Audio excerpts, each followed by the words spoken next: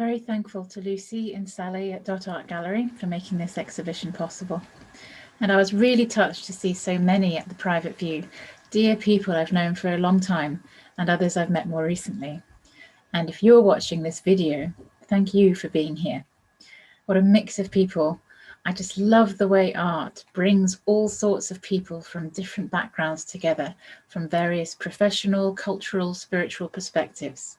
I hope there'll be something for everyone in what I share, no matter what kind of person you are, no matter what makes you tick. And I think you'll all be fascinated by Hayley's art too, and what she has to share. And I'm thrilled to exhibit with her. Now, you might be here and think you don't know much about art, or perhaps you know more about art than me. I'd like to offer a broad perspective by this opening statement. All art is a visual manifestation of what it is to be human, living in this world. Quite a general statement, I know, but I hope that you can see that art worldwide shows varied individual and shared experiences and worldviews in different parts of the world and different stages in history. The art of humanity is a collective, multifaceted expression of all our struggles, victories, values, beliefs, hopes, and dreams. Sometimes art can be alarming and disconcerting. Other times it can be liberating and uplifting. In my opinion, it is all valid as long as it is honest. So in this way, I think it's important for people with a creative vocation to be truthful about what's going on in their mind and heart, and to really do their utmost to develop their craft and expression of the inner life. So in my book, there's a place for Banksy, there's a place for Turner, there's a place for ugliness and subversion, and a place for beauty and harmony. Because all of this reflects the truth of mankind. Human beings are very complex.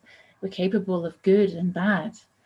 Visual art may not be as necessary for our survival in the way that houses and food are, but in some ways I think that art is just as vital, because it often causes us to stop and pay attention to something important, or to contemplate a more abstract thing. The pieces of my art that you see today all have one thing in common. They signal the choice we have to stop and wonder at our world, to consider our universe and our places within it. They are signposts, if you like, that allow our eyes to fall into a swirling mass of raw creativity that fuse to our imaginations and transport us to a place that is unlimited and free, that can initiate conversations or just enable quiet contemplation. You know, there's a reason people find things visually appealing. There's a reason why we give useless flowers to a person we love. There's a reason people pay money to go to beautiful places with beautiful weather, to look at the sea and the clouds stretching into the horizon. There's a reason that gazing into a night sky full of stars tugs at the very center of your being and makes you feel exhilarated. And yes, sometimes it makes us feel very small. When I was small, from childhood, I've had this reverberation on the inside when visually struck with the stunning beauty of the natural world. This huge benevolence, this wise, beautiful, and pure mind or spirit calling me and pulling me out there, yes, but also wrapped up inside very tiny things, even at an atomic level.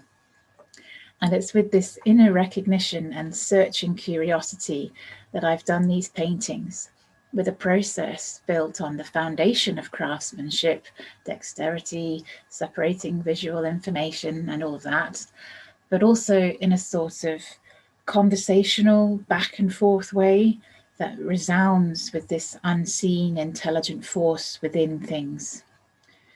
You might have had a time when you saw a painting or listened to a song for the first time, and it's like something on the inside of you recognized it. Just nod if you know what I mean. I call those moments reverberation of beauty moments.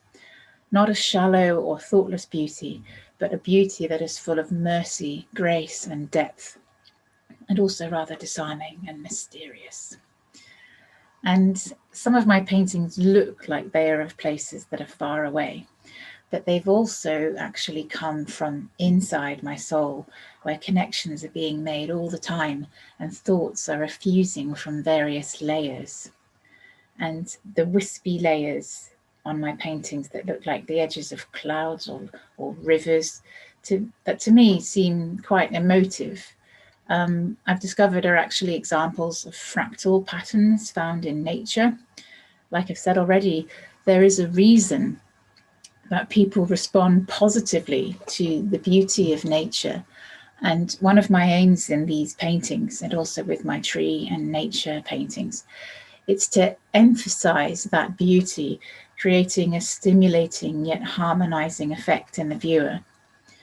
In fact, I've been doing some research. Scientists and mathematicians such as Richard Taylor have actually discovered and proven that fractals, which are essentially light patterns, play a central role in our visual experiences and visual fluency. Visual fluency, in turn, optimizes the observer's ability to perform visual tasks, as well as generating an aesthetic experience, accompanied by a reduction in physiological stress levels. So I feel that my paintings are literally good for people's health. And a lot of art, I feel, is literally good for people's health. And each of them are a unique parable, acknowledging the darkness, but always with the presence of light that is stronger than the darkness and permeates to every corner like a pervasive fragrance that beckons people towards a hope-filled, brighter place. At the private view, there were opportunities for people to ask questions about our work and about anything that they'd been wondering. And one of the questions I'm going to answer again here. So here's the question. In philosophy and theology, the themes of darkness and light are approached as a dualism, although it is an unequal dualism. Light overcomes the darkness and cannot be extinguished by it, but darkness can never overcome light. The exhibition is entitled Out of the Darkness, so I would be interested to hear how you understand the dynamic between light and darkness and how that is expressed in your paintings. So to respond to the question of out of the darkness, there's so many ways to interpret this theme of light and dark. And for me, when I'm making these paintings, some of them have often been about going through a storm in life. To go through, I've been through times in my own life when, things haven't been clear. There's been a real obscurity, and I think we all have problems in life of various forms, and times in our life where things seem confusing and, asking big questions and not having very clear answers. But I think it's important that we go through that struggle as people in order to develop personally and to mature and to grow. And I think it's important that we do have things in life that are not very simple or clear. And I think we all need to personally make the effort to push through the things that are cloudy, that are misty, when you really can't see the light. But I think it's important to come out the other side of that, to come out the other side of a storm in life. And many of my my paintings kind of reflect that struggle, that journey. And I personally feel that life wasn't supposed to be easy. I think there is an element of struggle that we go through that leads us to moments of clarity. And something I didn't mention in the actual private view, but which I would like to add, is that in art there can be harmonious opposites. And I got the term from a German luthier called Martin Schleschke. Don't know if I pronounced that German surname right. But it's this idea of harmonious opposites, embracing wildness and harmony at the same time, interacting with both darkness and light, being comfortable enough with the cloudiness of obscurity to reach a place of bright clarity. There's this parity between pain and love. Sometimes you can't know what love really is until you go through pain. Sometimes the act of loving causes people pain. There's this sense of loss and fullness, faith and certainty, boldness and tenderness. There's so many harmonious opposites that I feel in my painting, that I feel like they encompass those, they acknowledge those. There's this sense of simplicity, which is also very intricate, and I think that's very interesting. And we can also use the same terms in music. When something seems familiar, yet it's surprising as well. There are moments when you're surprised by something, and all of these things, all of these harmonious opposites are part of what makes it good as art, as an art form. Now, another reason why Out of the Darkness is the theme of our exhibition, and actually it wasn't me who came up with it, it was Hayley, was just because of the timing of this exhibition. Obviously, it was supposed to happen quite a long time ago, over a year ago. It was supposed to happen in early 2020, and then COVID came along and the exhibition was set back. And I'd actually completed most of the sort of cosmic paintings that are in this exhibition. I'd already finished them, most of them. But it just seemed right. It seemed very appropriate and relevant, our work to be coming at this time now in April 2021, where we're just sort of emerging from this time of darkness. We've all been affected by it. Our nation, indeed the entire world, has been affected by this plague of darkness covering our world, and it's been a real shock for a lot of people. And I feel our exhibition really sort of acknowledges that there is, it's as if we're coming out of the darkness now, and we need to work together. We need to build each other up and support each other as we come out of this dark time that we've experienced at this point in history of the human race. We need to build each other up and encourage one another, to say that there is hope, there is light, and yes, darkness exists, but it doesn't win. And I feel that like there's a lot of talk in the Bible and in the biblical narrative about the light shining in the darkness, and the darkness does not extinguish it. The darkness doesn't understand the light, and in the end of the day, the light wins out. And I feel like it's really important that this exhibition sort of just gives people hope. And even though we go through difficult times in life, and Hayley is an art psychotherapist, and it's all to do with processing emotions and things. And I feel that art has a lot to give in order to help process these difficult, unexpected, confusing times, and to bring people together to work through it and to come out of it. Another question that came up in the private view was from a lady who'd done some art herself throughout one of the lockdowns, and she spoke about how therapeutic it was to just put colours down and to really spend that time, and just how beneficial it was for her. And it was just so wonderful to celebrate that, and to talk a little bit about just the act of creating is so good for us. Like somebody else in the private view, one of the attendees said, we are creative by nature. All of us have different ways of being creative.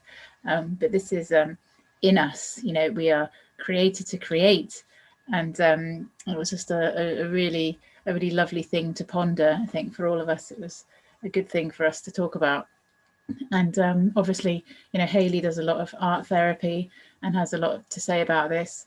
And I offered my 2 cents, which was, you know, just the way it just surprises me all the time.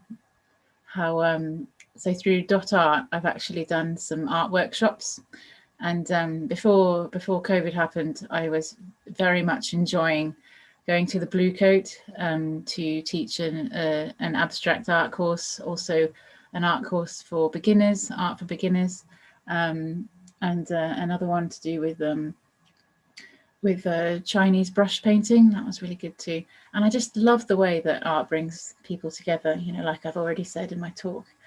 I just love the way that, you know, just the act of creating together, just to see how colours work together, to look at a number of different artists and to see what they've done and try out those techniques.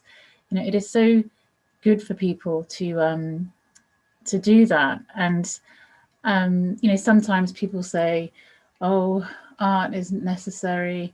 It's almost self-indulgent to sort of engage in this kind of creative activity. But I say that actually you are doing other people good when you spend time to develop yourself. Sometimes to work through something, whether it's through art or through a different kind of activity, you're actually doing good to your community when you take care of yourself. And in this way, I think it's just so important and something that really brings people together and helps us to understand each other more. You know, there are some things that we can't express in words, and you know, there are some things that can only be expressed in a visual way through colour, shape, texture, and so on. Sometimes in our human limitations, we can lack the words to communicate what is really going on in our heart and soul. And again, here, art and music are very closely intertwined, in my opinion. And for me personally, when I create art, you know, obviously it's not just a sort of hobby, it is a profession, but it's also a form of meditation and prayer. You know, I've developed a lifestyle that's interspersed with generous times of contemplation and solitude. It's quite introspective, but also to do with reaching out, you know, sharing and declaring in a silent voice. You know, I made these paintings, but they weren't just something that was psychologically beneficial to me. It was, you know, because I feel that when I'm making something, when I'm creating something, sometimes it's not as even as if I am focusing on myself. Often it's like I'm being played like an instrument, and really maybe there's something deeper going on, that maybe a painting is going to affect somebody who I don't even know in a way that I don't even know. And I feel that that's really important to pay attention to. You know, I had a lady who bought one of my first nebulas inside the Orion Nebula, and she wasn't really the kind of person who was in the habit of buying art. And she said, "I've never had such an emotional reaction to a painting," and it totally spoke to her in a unique way that I didn't intend or anticipate. And sometimes when I make these paintings, I have no idea how they're going to speak to somebody. It might be that most people will think, well, there's nothing really that special about that, but there might be one person out there that it's going to bless. And I think that is just, it's magical, it's wonderful. I often sit down and spontaneously play something on the piano, because I'm quite musical, and often when before I go on to do a painting, actually, to help me get in the zone, I go and sit and play the piano, and all of this music just flows out. and that continues to reverberate while I'm painting. This contemplative, prayer-like atmosphere continues when I go on to work on the painting, and I often record myself playing the piano and then play it back to help me stay in that zone, and it does really help.